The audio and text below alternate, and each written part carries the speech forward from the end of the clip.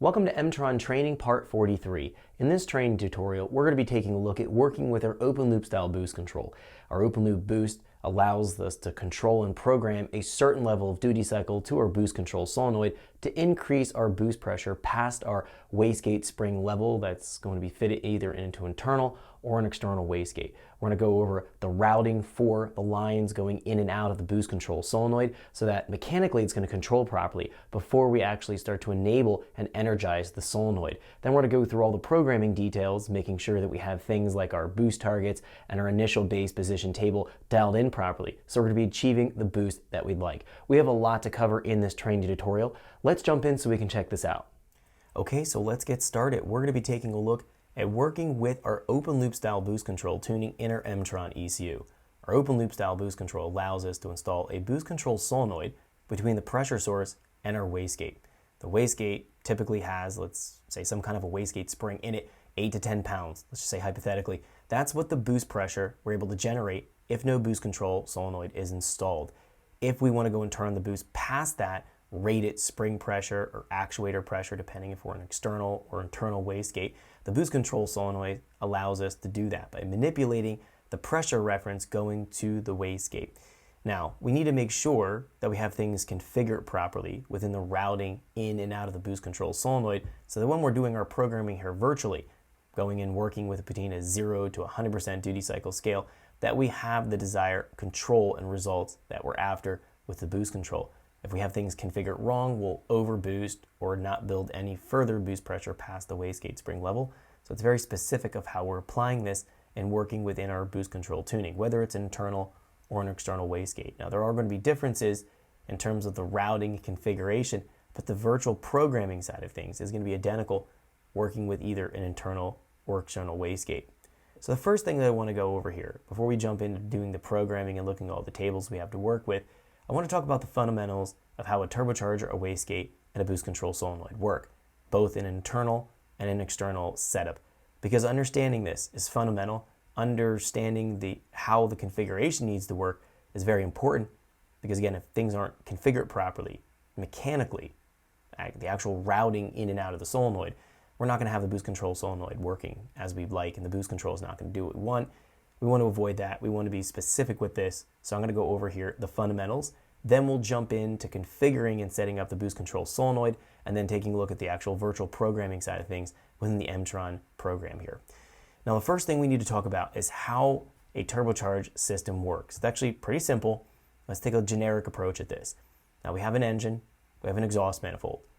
In a non-turbocharged state, the exhaust manifold gets the exhaust gas out of the engine, it flows out the exhaust, and then it goes and dissipates into the atmosphere. Now, with a turbocharged engine, we'll have our exhaust manifold. That exhaust gas that's generated, the flow and the pressure, that'll go into a turbine housing. That's part of the turbocharger assembly.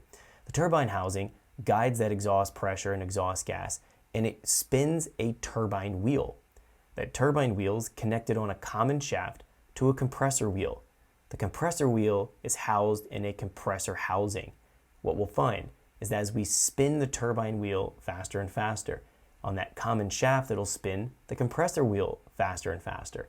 As a result of spinning the compressor faster and faster and having a higher shaft speed, we'll start to generate more flow through the compressor. It's going to be pulling the flow into the inlet of the turbo, compressing it, and generating that airflow in the housing itself, and then it'll discharge it through the outlet of the housing. Now, the outlet, we have charge pipes that connect to an intercooler. The intercooler connects to the throttle body. All of that airflow is directly generated and pushed into the engine. We'll find as a result, we're increasing the amount of air ingestion of the engine. If we have the proper amount of fuel and we ignite it at the proper time, we're going to make more horsepower and torque.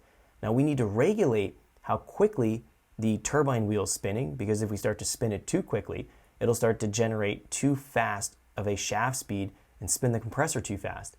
That'll start to generate more flow and more boost pressure. We want to be specific of the power level of our engine at any given time. We don't want it to build unlimited amount of power. Let's just say that we're at 300 horsepower. All of a sudden, if we don't have any way to control that shaft speed, we might jump up to something like 700 or 800 horsepower. If we're on pump gas fuel, our engine may not be able to handle it. We don't have enough octane. We could damage the engine. We want to be very specific of how we're applying and how we're working within this boost control routine here and regulating the turbine wheel. If we regulate it at a fixed RPM, we're able to then regulate the compressor spinning at a fixed RPM and therefore regulate the amount of airflow coming into the engine and boost pressure that we generate. So in order to regulate that turbine wheel or that shaft speed that we're building, we need a way that we can bypass the amount of exhaust flow and exhaust gas out of the turbine housing, go and let it go out into the exhaust stream, and being able to essentially stall out that turbine wheel. Get it up to a certain speed that allow us to generate boost pressure, generate airflow, additional airflow into the engine, but not allow it to go any further than that point.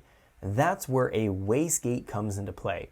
Now, a wastegate is going to be bypassing the amount of exhaust flow and exhaust pressure through that turbine housing and not allowing it to spin that turbine wheel.